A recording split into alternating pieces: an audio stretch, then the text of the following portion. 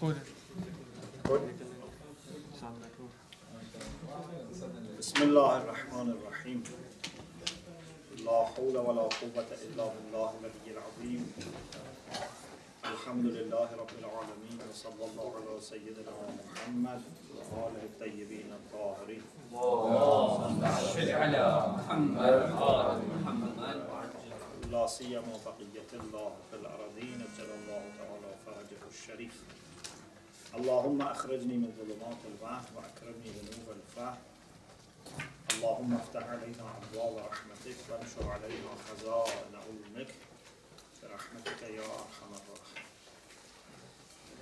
Alhamdulillah, we start our second session on Introduction to Islamic Philosophy. In this session, we study different trends in Western philosophy at the beginning, and also we refer to different intellectual trends in Islamic thought. As you know, the book is based on Ayatollah Mutahhari's work, and in this section, again like last week, the book very much depends on understanding Islamic sciences, the section on philosophy. Ashnai ba ulum Islami, the section on philosophy. And if you want to refer to that book, it's lesson 3 and 4, and I don't think, maybe we reach out to lesson 5. In this book, it's in the introductory remarks. Okay.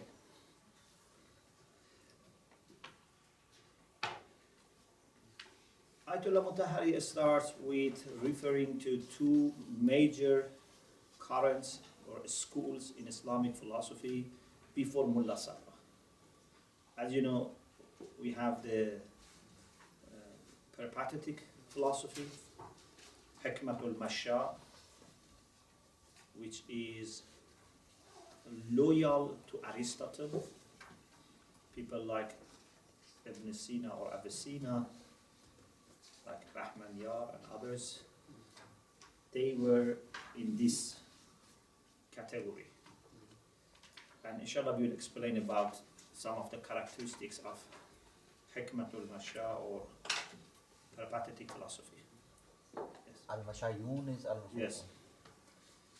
And the other is Hikmatul Ishraq or Illuminationism or the school of illumination, which is mainly related to Sheikh Shahabuddin Suhrawardi, known also as Sheikh Ishraq, who lived in the 6th century of Islam. Suhraward is a city in Iran near Zanjan, between Qazwin and Zanjan. We have this city of Suhraward. So he is the founder of this school of philosophy in Islam. The normal way of presenting these two schools in Islamic literature and philosophy in the especially time of Sheikh Ishraq and later was that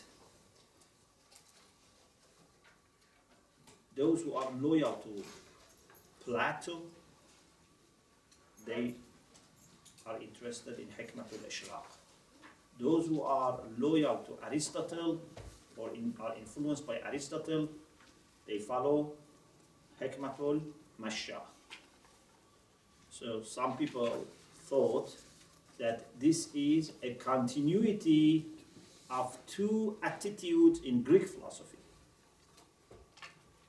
Aristotle was representative of that approach to philosophy which was purely intellectual based on reasoning, arguing, and pure philosophy. They had the idea that Plato was more Ishraqi. Plato was more interested in a spiritual discovery of the truth, and he had the idea that you have to use also spiritual exercises in order to discover the truth. So Sheikh Ishraq, for example, himself refers to Plato as a father figure for Hikmatul Ishraq. But when you read their books, Aristotle books, Plato's books, you see that although they had differences, and inshallah we will mention some of their differences, but their differences are not like the difference between Hikmatul Ishraq and Hikmatul Mashya. Even Plato was mostly interested in arguing and reasoning. He was not that much interested in, mystical discovery of the truth. Especially the Western reading of Plato is very much like this. The figure that was more suitable to be introduced as representative of, illuminationist, approach to philosophy in Greece or Greek thought is another person which is known as Aflutin, Plotinus, not Plato. Okay? Plotinus, who was influenced and impressed by Pythagoras, he has these ideas like Sheikh Ishraq, that you need to be involved in theoretical reasoning, intellectual discourse, but at the same time you have to purify yourself, do spiritual exercises. In Plato, you don't find that much these things. Although Plato has some ideas, which I will refer, that stresses on the spiritual side. Any case, just remember this, that in many works on philosophy by Muslim writers, you find that they want to say the difference between Hikmatul Ishraq and Hikmatul Masha is somehow similar to the difference between Aristotle and Plato.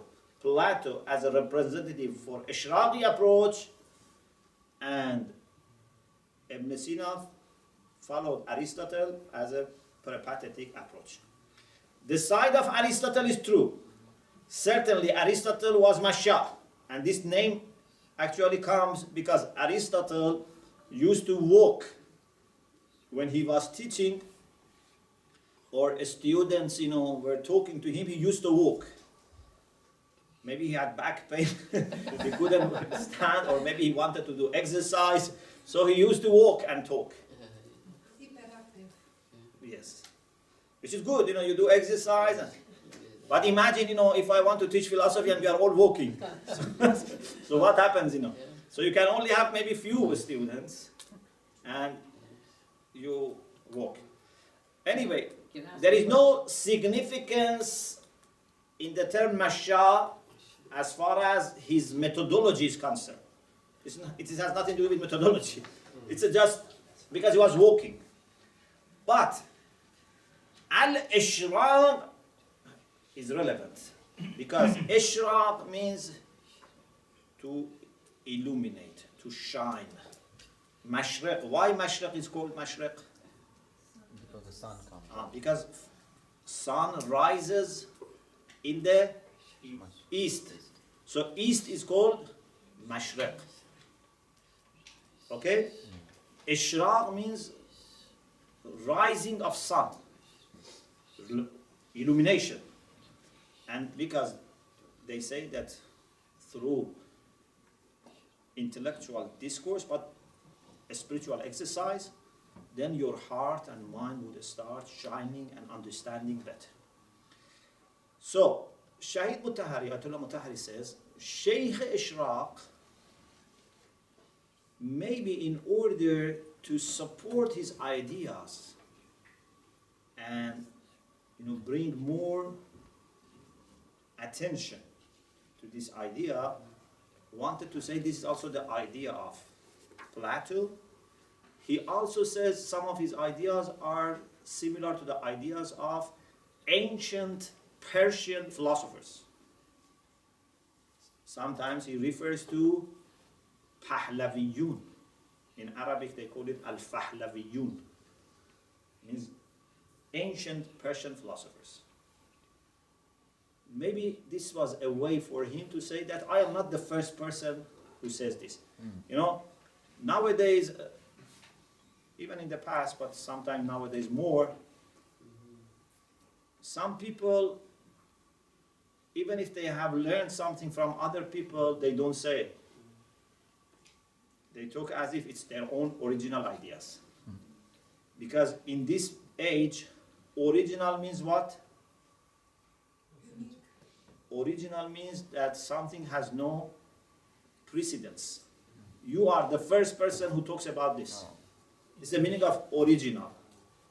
But in the past, original means something which has origin. It means other people have talked about it. This has roots. Yeah? So now, if you want to establish yourself in the modern, scholarship, you have to say something new, even if it is something not acceptable. People try to say something new because they have to say, this is my contribution. I remember when I first came to Manchester in '96, I heard one person had done, kind of research, or MA or PhD on Nahj al-Balagha in one of the universities that I remember the name, but I don't want to mention. So he did his MA dissertation or PhD thesis on Nahj al-Balagha. And then at the end, they told him everything was good, but you didn't disagree with the author of Nahj al-Balagha. So you had to have some criticism, some rejection, say he said wrong and I have a new idea. So this was a problem. So he was not original because he didn't have anything of his own different from Nahj al-Balagha. Anyway, this is a modern, a scholarship that you have to say something new. But we say, no. You have to say something which is correct. If it is new for people, that's okay, good, you are introducing something new. But maybe you are reintroducing something which was already mentioned, or maybe you are strengthening, deepening, maybe you are bringing implications out of something. Of course, we are not against new things, but as we were discussion about truthfulness, for us to be new or old is not important. Yeah? We are after the truth. Anyway, Sheikh Ishraq, according to Ayatollah Mutahari, in order to say that what I say is acceptable, is plausible, try to relate it to Plato or some ancient Iranian philosophers. Okay, so that people don't say, why no one else has said this. Okay? This is what he says. In any case, what we know about Plato is that he had some ideas different from Aristotle. Plato was the teacher of Aristotle. Socrates was the teacher of Plato, and Plato was teacher of Aristotle. They had differences of opinions, and Farabi, have you heard Farabi? Abu Nasr al-Farabi, who is known as Muallim al-Thani, second teacher. Who is the first teacher?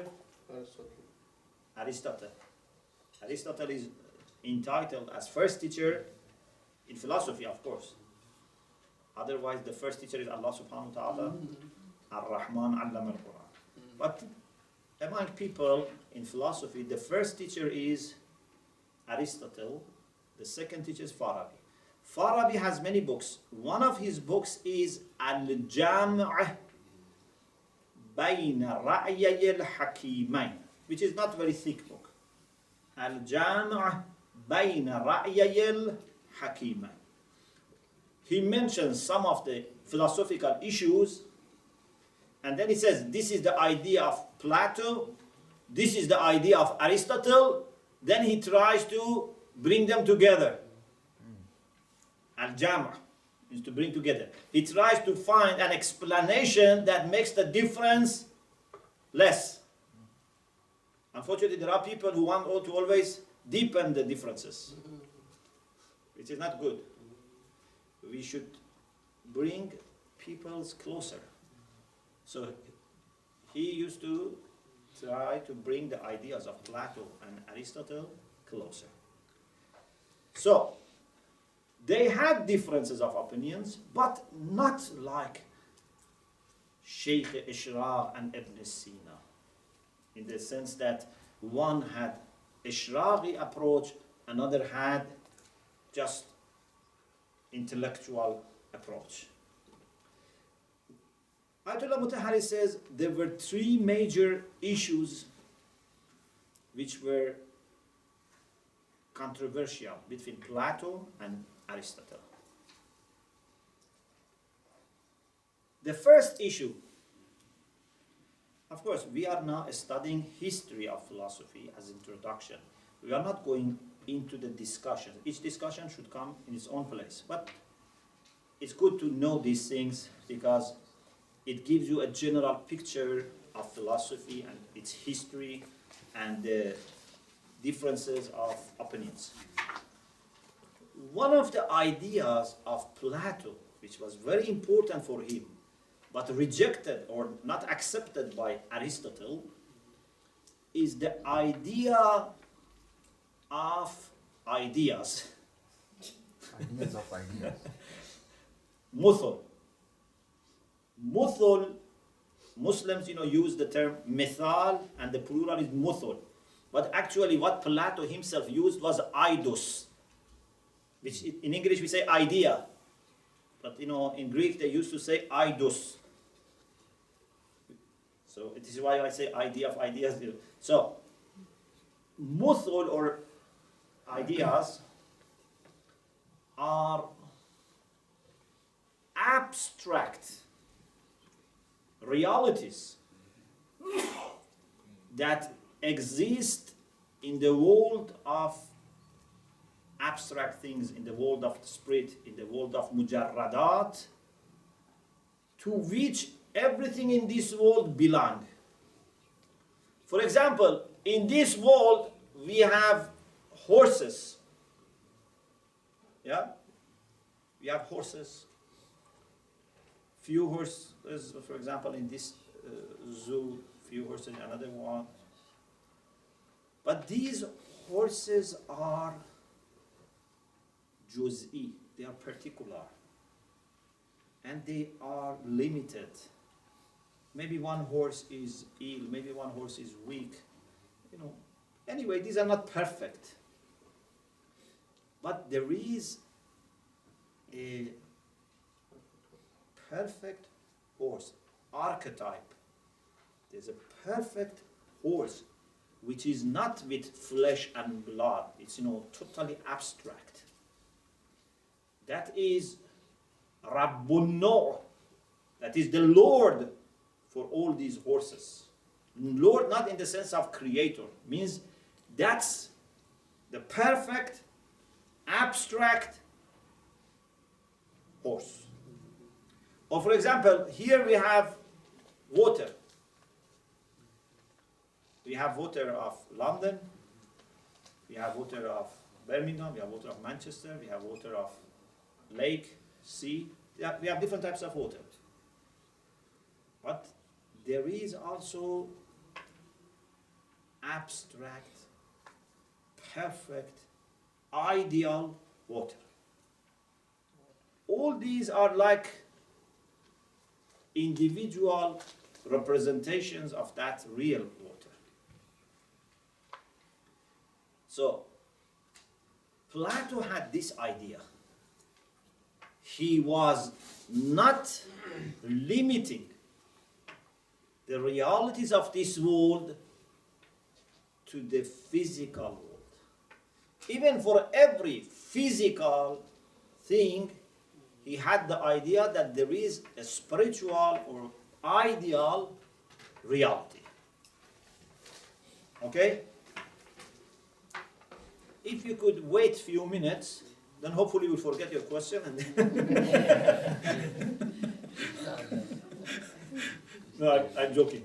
Just wait, I finish maybe your question answer, otherwise then you can. Okay. So, this is one idea. In Aristotle, no. We don't have anything other than these horses. There is no such ideal horse, ideal water, ideal human being, ideal rose flower. No. Everything is what we have here. For him, kulli, universal, is just a concept. You know, you have universal concept of horse, universal concept of water, which can be applied to all cases of horse or water. But that is only a concept. You cannot find that exist outside independently. Okay? There is no such a thing as universal horse. But for Plato, there is something which is universal, which is perfect, which is ideal.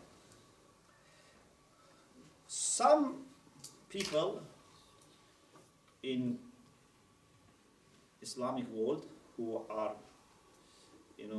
inclined towards the idea of Plato, like Ishraqiyun, they actually wanted to say the idea of Plato is something which is also mentioned in the Quran.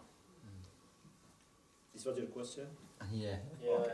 So, this is what you have in the ayah, إن من شيء إلا عندنا خزائنه وما ننزله إلا بقدر معلوم. There is nothing unless its treasures are with us. If someone can check the reference of the ayah. Yes, you wanted to ask this? 15. Yes, 15. Surah An-Nahl. إن من شيء إلا عندنا خزائنه وما ننزله إلا بقدر معلوم. In Aqaid we discussed this ayah, and also in Quran when we were talking about revelation of the Quran. Surah An-Nahl. That's Surah Al-Nahl. No, Plato says real. It's not about barzakh. Perfect, yeah. So, inshallah, it will be more clear. He had the idea that there is a real world, but different from physical world. In this physical world, everything is limited, is, just is a particular case. One horse, two horses, but universal horse is not here. Yeah? Universal human, have you seen universal human? No. Universal human somehow is in every one of us, but not in its perfect way. We are an image of it. So, some people said this ayah is similar to the idea of Plato. En min shay'in means there is nothing إلا except عندنا خزائنه, its treasures are with us. وما ننزله, but we don't send it down. إلا except بقدر معلوم, in a fixed measure, fixed size. So if there is knowledge distributed between people, it's limited. بقدر معلوم. Every person has some knowledge, even if you are allame, is بقدر معلوم. You don't have unlimited knowledge. Or wealth.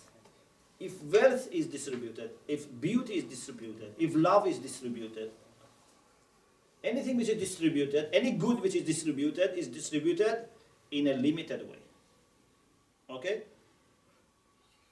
Perfect sources of these good qualities are with Allah subhanahu wa ta'ala.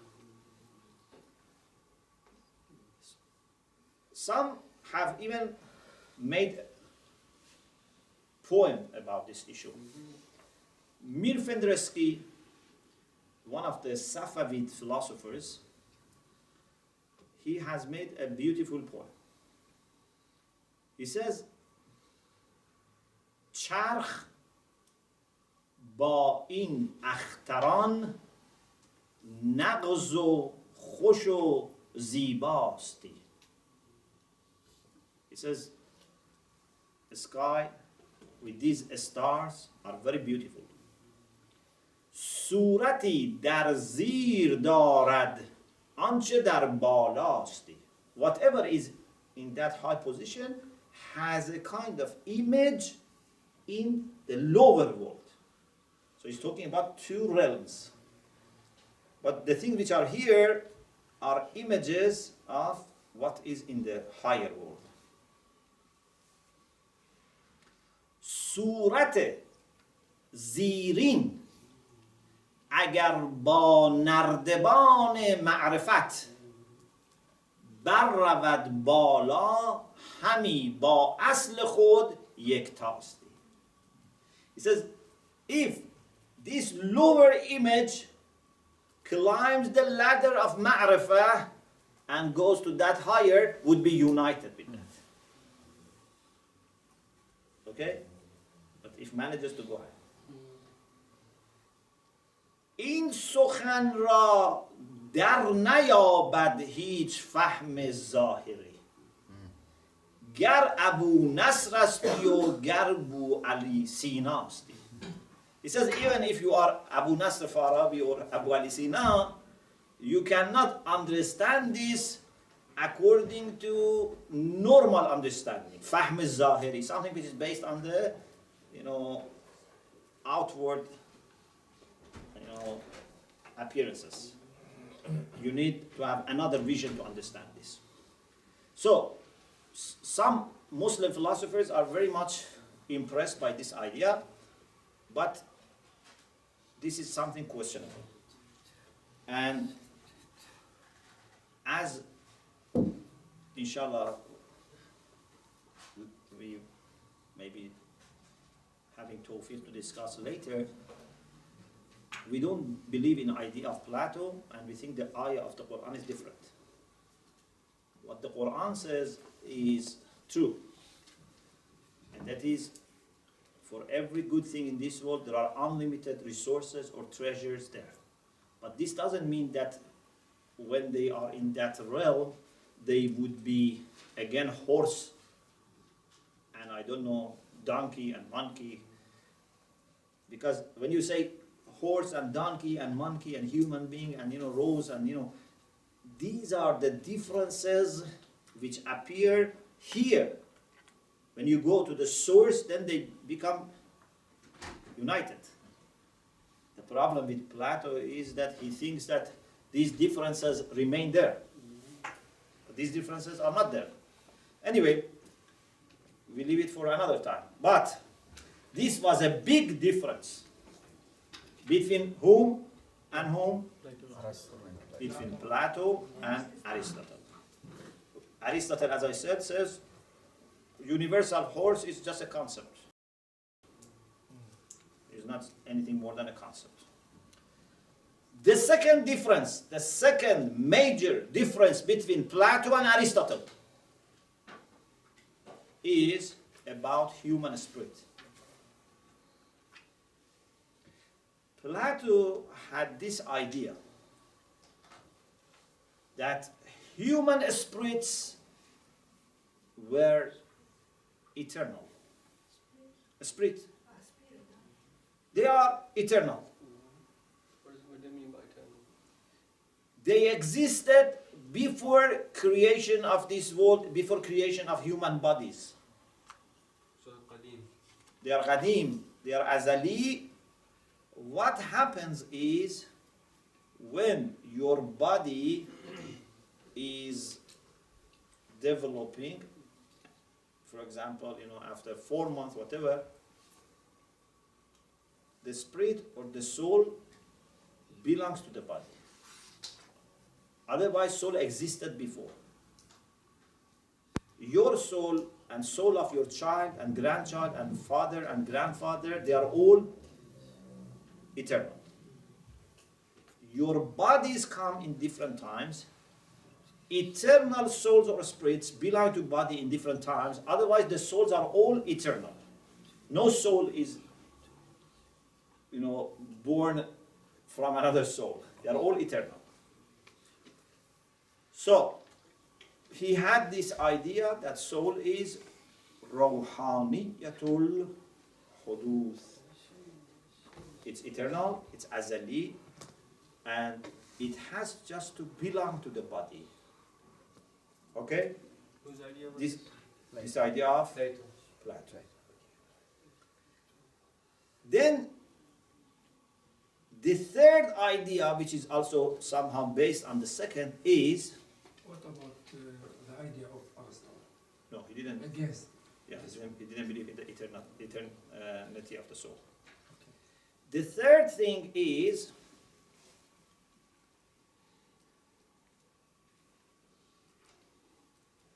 just in brackets, maybe before in Aqaid I mentioned that Muslim philosophers also had the idea that soul is hadith, but they had the idea of whether it is jismaniyatul huduth or ruhaniyatul huduth. Plato had the idea that it's ruhani and it's qadim. It's ruhani and qadim. Ibn Sina said ruhani and hadith. Qadim. Mullah Sadra said ruhani and hadith. I told you, according to Mullah Sadra, the body develops, body of embryo, and out of harakat al-jawhari, a spiritual motion, a substantial motion, a spirit is born. This is Mullah Sadra's idea. But we don't need to discuss it now. Inshallah in future. The main thing is that Ibn Sina believed that human soul is hadith. Whether it is ruhani or it's jismani, that's another issue. But it's hadith. But Plato had the idea that it's qadim.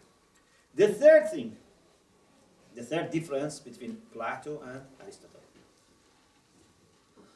Plato had this idea that human soul, if you understood the first two, you can understand the third one easily.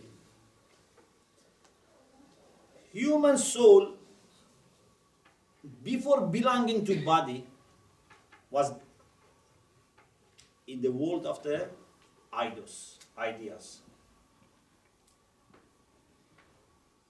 Therefore, human soul knew everything. Before we are born to this world, your soul was where? Was with the ideals, like perfect horse, perfect, water, perfect of everything. So you knew everything. When your soul was moved to this world, had to belong to body, forgot her knowledge. Losing your memory. But through sometimes intellectual discourse, sometimes through a spiritual exercise, you can gain back your knowledge. Therefore, for Plato, knowledge was not to learn something new. Knowledge was to remember. If you study Arabic books on philosophy, they say an-nazariyatul istithkariyya, istithkar from dhikr. For example, Sheikh said in Falsafatuna says, knowledge is to remember. And sometimes also they use this experience. Sometimes you go to a place that you have never been there, but you think you have been here. So for you, it's a kind of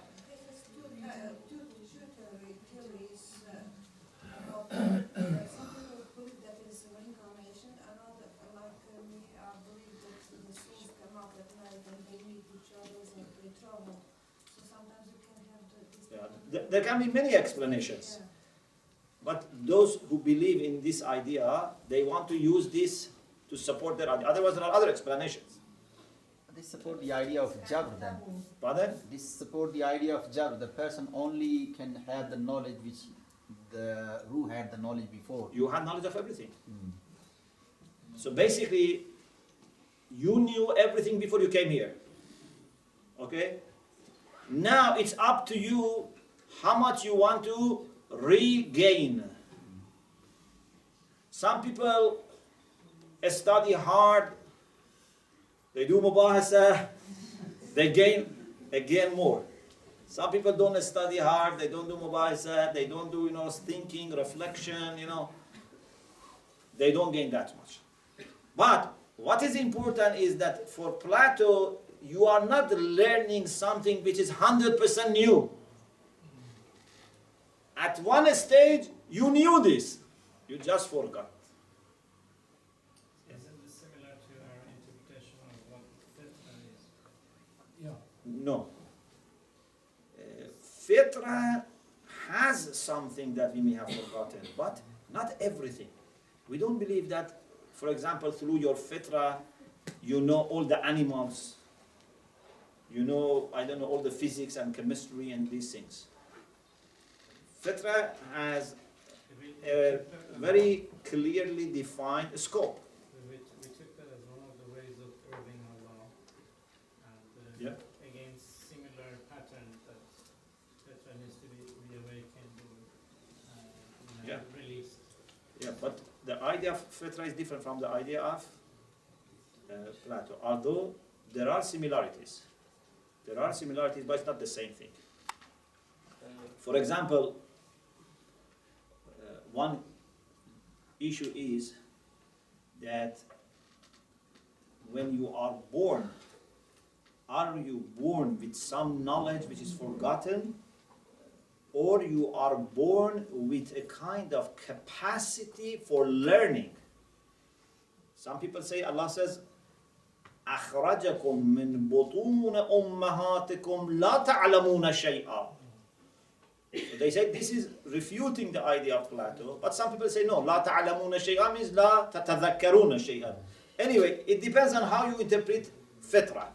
If you are interested, you can go to Islamic, our philosophy, Falsafatuna by Ayatollah Sa'd. In the beginning, he talks about this idea.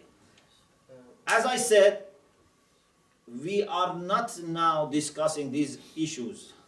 I am just telling you history of philosophy. Okay? Do we discuss these issues in this book? Pardon? Does this book address any of these issues? Some of them. Some of them are for other books. Especially when you study Ma'rifat, Nazariyatul Ma'rifa, epistemology. These are about epistemology. In this book, we are more focused on metaphysics. But if you study epistemology, like Falsafatuna or Usul al-Falsafa wa Rabish al-Alis, you have these ideas. Yes. Sheikh, I just have a question about the fitra, if it's okay. You said that through our fitra we can't know about other animals, for example, but you also said that in our thinking, in the realm of ideas, or in the earth, all things are one. So so if all things are separate here and we are born here without knowledge of what we knew before, then doesn't that mean that we can't understand what's here in particulars because it's in a different form than it was when you... So you learn through your perception, through your senses, observation, you learn these things. It's not something that you have in your archive and you bring it out. There are many things that we learn. جعل لكم السمع والأبصار والأفئدة هو الذي أخرج من بطون أمهاتكم لا تعلمون شيئا. But he gave you sam, he gave you basar, أفئدة, so that you understand. Okay. So for Plato,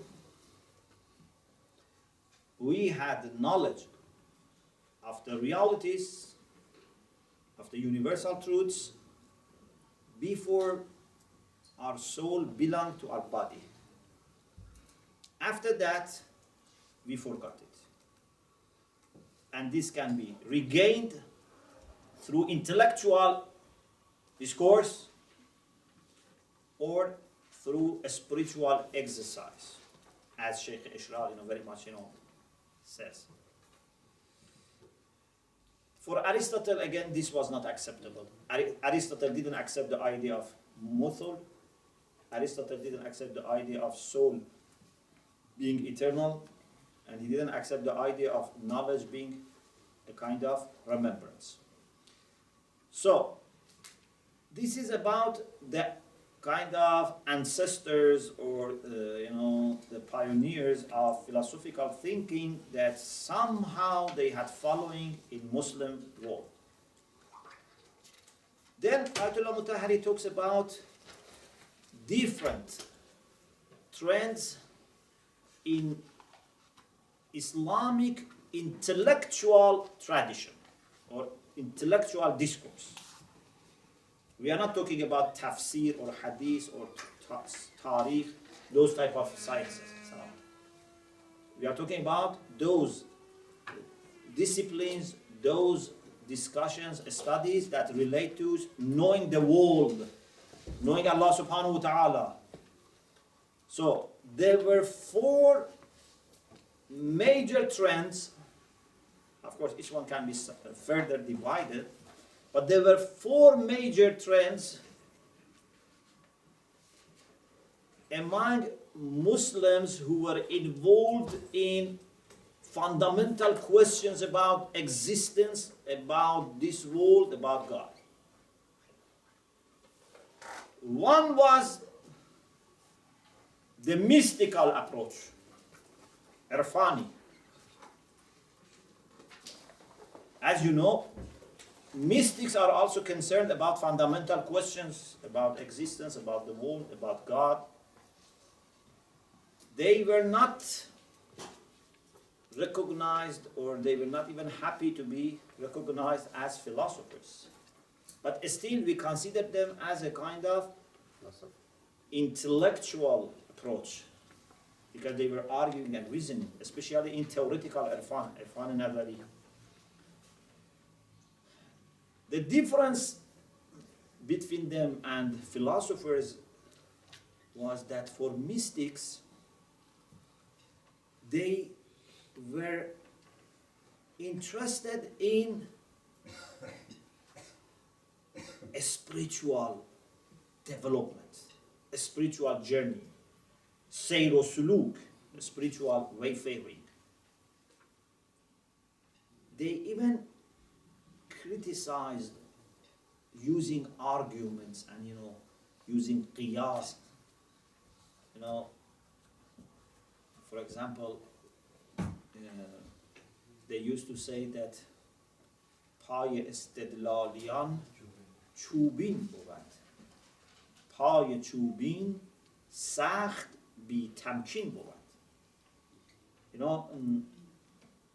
in the past, sometimes if a person had lost his leg, they used to put something like from wood, yeah, like a wooden leg, but not really a leg. It was just like a stick, but artificial, but not very capable.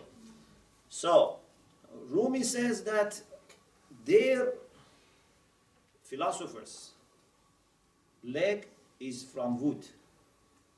It's not real leg.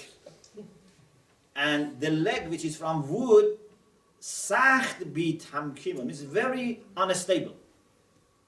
Tamkin has different meanings, but means has no power. It's not stable. Bi tamkin means is not stable.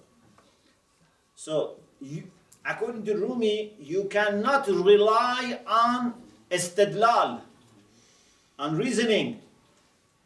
You have to discover the truth through your heart, through a spiritual journey. Okay? So, for mystics, philosophical discussion, arguing, this type of thing is not very much helpful. Also, there is a second difference. For mystics, are you listening? For mystics, it's not enough to know the truth, to know haqiqah. Mystics say you must reach haqiqah. Okay? Just to know haqiqah is not enough. You have to reach haqiqah. To know that God exists, it's not enough. You have to have liqa'ullah. Okay? So this is very important for them. This is one trend. The second trend belongs to mutakallimin, theologians, who again were involved in fundamental questions about existence, about God, about this world, but had differences with philosophers. One difference is the principles on which they base their worldview. For example, for mutakallimin, one of the most important principles that alhamdulillah you already have studied is al-husn wal-qubh. Goodness and badness, that they are intrinsic or not, whether they are rational or not. Husn qubh is aqli, or shar'i, zati, or arazi. We discussed them in kalam. But for philosophers, husn qubh is not a big deal. And they believe it is not actually based on sound proof, according to some philosophers. Of course, there is a way to demonstrate husn qubh, but according to some, it's just something that people, talk about, and it's jadali, not burhani. So their principles are different. The second thing is that in philosophy, you only use intellectual discourse and argument. In kalam, you may use intellectual argument, or you may use a scripture-based argument, naqli. You can have aqli, kalam aqli, and kalam naqli. Sometimes, for example, you want to talk about ma'ad. Is ma'ad jismani or rohani? Is it corporeal or it is spiritual? You can argue also from Quran. You can argue from hadith. In kalam, you can do that. But in philosophy, you are not supposed to use Quran or hadith. If you see, for example, Mullah Sadra brings Quran and hadith in his book a lot, it's not to replace philosophical argument as a supplement. So he argues something philosophically. He also brings Quran and hadith as extra support. You cannot solve philosophical questions by quoting Quran or Hadith. This is another difference.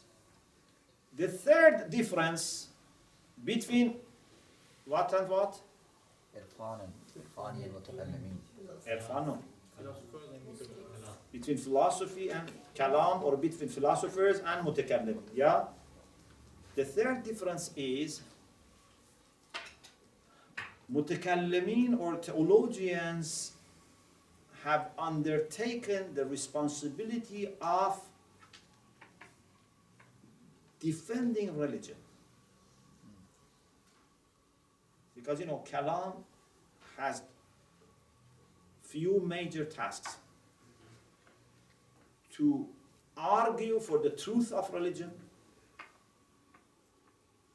to defend the religion against the challenges and questions and attacks, and explain religious ideas.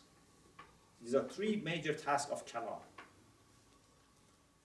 So, a Muslim theologian, a Christian theologian, a Jewish theologian tries to defend his faith. What about philosophy?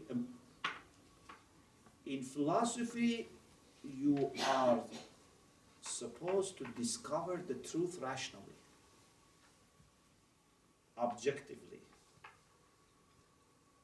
If you try to prove what your religion says, then you are not a philosopher. Because you have already decided that this is what I want to prove. In kalam it's okay. But in philosophy you have to follow arguments and see where arguments take you. Of course, if you have already established some things like existence of God, quality of God, you have already established them intellectually, then you can use them as basis for the rest of the journey. But right from the beginning, you cannot say, I am a Muslim philosopher, I have to prove that God exists. Whether you are a Muslim philosopher or Christian philosopher or whatever, you have to establish rationally whether God exists or doesn't exist. Okay? Therefore, there is a discussion here about whether it is possible to have something as Christian philosophy, Muslim philosophy, Jewish philosophy, or we cannot have such things. We believe we can have Islamic philosophy, Christian philosophy, but in its a special sense. In the sense that this is a type of purely intellectual discourse which has emerged in the context of Islamic culture. Not that Islam has imposed on them how to think, how to argue, but they have emerged. For example, many things even about arts, sciences. For example, we say Islamic art. Islamic art can be one of the two. Sometimes we say something is Islamic art because Islam has inspired the artist. So it means that there must be something specific in this which cannot be found in other traditions. But sometimes a Muslim or a Muslim country has done something and we say this is Islamic art, which is actually Muslim art. For example, we have some kind of arts that you find in Arabic-speaking countries, in Persian-speaking countries, in Urdu-speaking countries. When they may classify as Islamic art, but some of them actually might be un-Islamic. Not only they are not Islamic, some might be un-Islamic. Or they are neutral. It's not that every Muslim person or nation, whatever does is Islamic. Do you understand my point? Yes. But there are also arts that are inspired by Islam. Architecture, which is inspired by Islam. So, we believe that Islam has inspired Muslim philosophers first, and secondly, we believe that there are many developments in philosophy that have taken place in the Islamic environment. And in the second sense, it's interesting that sometimes even non-Muslims are classified under Muslim philosophers. Like Ibn Maymun, Maimonides, the author of Dalalatul Ha'irin, the Guide to the Perplexed. He's a Jewish philosopher, but normally they classify him under Islamic philosophy. Because when you study his book, not only it is in Arabic, but the concept, the framework, the way he argues is very close to Muslim philosophers. Some people try not to use Islamic philosophy. If you read some history of philosophy, they say Arabic philosophy. They don't want to say Islamic philosophy. But we believe there is Islamic philosophy, but in two different senses that I explained. In any case, the third difference between kalam and falsafa is that mutakallim is responsible, undertaken clearly, consciously, the responsibility of proving religion, defending religion, explaining religion, but philosopher is trying to understand the truth rationally.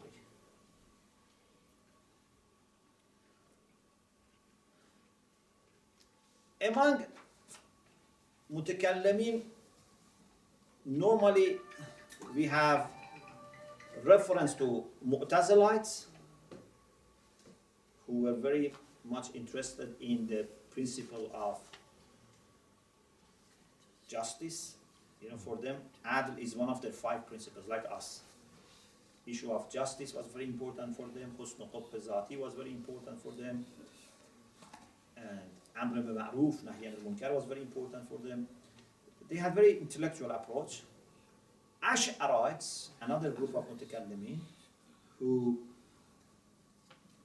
didn't believe in intrinsic goodness or badness, didn't believe in the ability of reason to understand what is good or what is bad. They didn't believe in ikhtiyar, free will.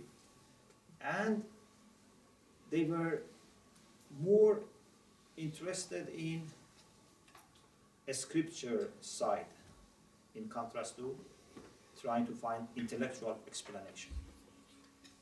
And there are many other groups in Sunni theology, but Ash'arite and Mu'tazilites are very much discussed. And then we have Shiite mutakallimin. For example?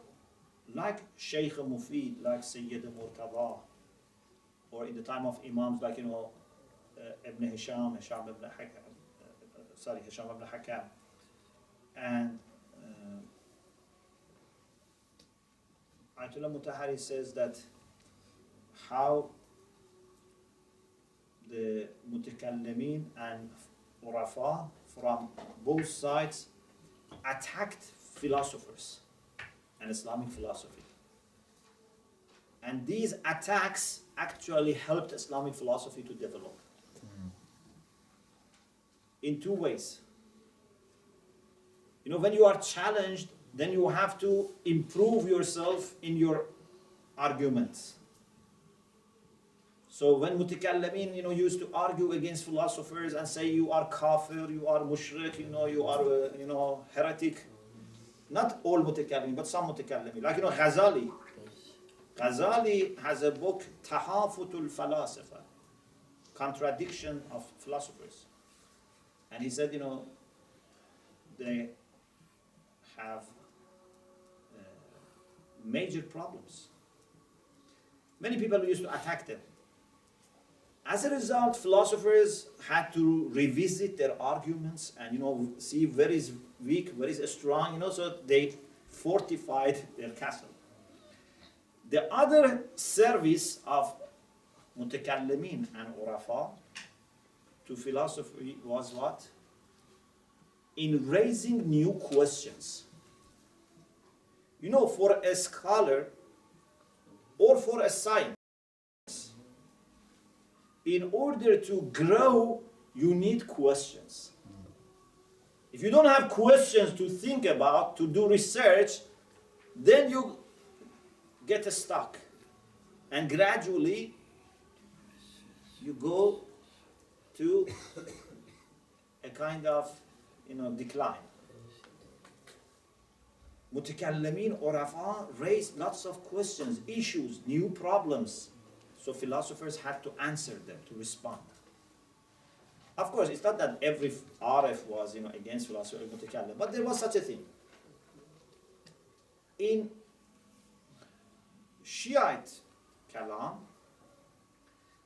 I think I told you before that Khaja Nasiruddin Tusi Rahmatullah alayh, by writing many books, especially Tajreed, managed to bring Kalam and philosophy together. He was a great Mutakallim, a great philosopher, also astronomer, mathematician, He managed to make the distance between Kalam and philosophy very, very little. And therefore, after him, you see, there is not that much gap between Kalam and philosophy. Even many, many Sunni theologians commented on his book,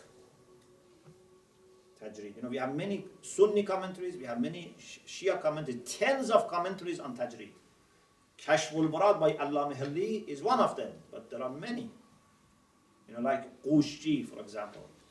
He's a Sunni who has commentary. So, we have Irfani mystical approach, we have Kalami approach, but then we have philosophical approach. When it comes to philosophers, we have Masha'un, we have Ishraqiyun, that we already talked about them. This makes 4 currents. Then we have a 5th one, which comes by Mulla Sadra. So Mulla Sadra, Sorry, what's the fourth one? pardon? What's the fourth one? Philosophers, Masha and Ishraqi, 2. Oh, 2 of them there.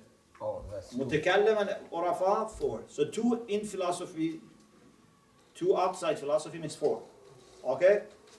But Mulla Sadra, by introducing Al-Hikmatul Muta'aliya, Transcendent Philosophy, he opened a new way.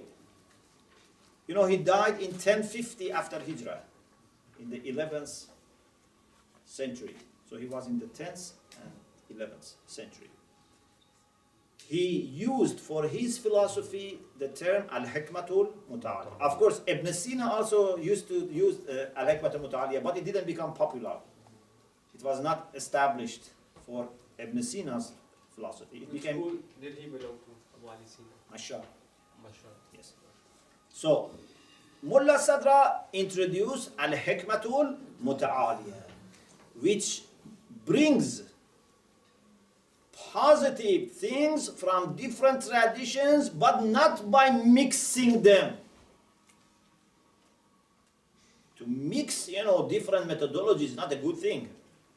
But by giving every good thing its due right. So he was emphasizing on intellectual discourse. At the same time, he was very much interested in mystical experiences. He himself was very spiritual man, but also he was a mufassir of Quran. He has tafsir of Quran. He is a commentator of hadith. He has commentary on Usul Kafi.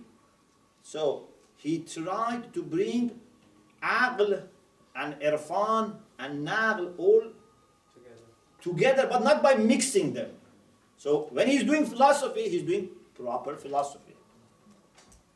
When he's doing, tafsir, he's doing everything according to its own methodology, but to come up with a comprehensive understanding that tries to explain everything.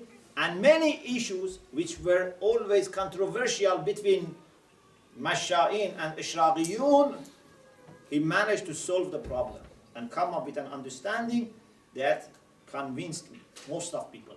So after Mulla Sadra, most of our philosophers accepted his ideas.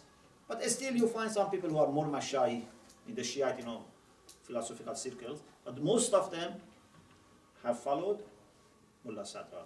Inshallah, we continue this discussion and other discussions, inshallah, that we have in the next session. Wa akhiru da'wana and alhamdulillah rabbil alamin.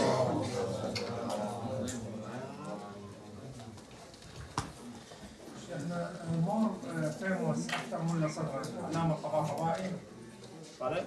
Allama Qaba'i was more famous after Mullah Sadra in same method. He is very famous, but we have also great people like, Mullah Hadi Sabzawabi. He's very famous, and for centuries his books are used.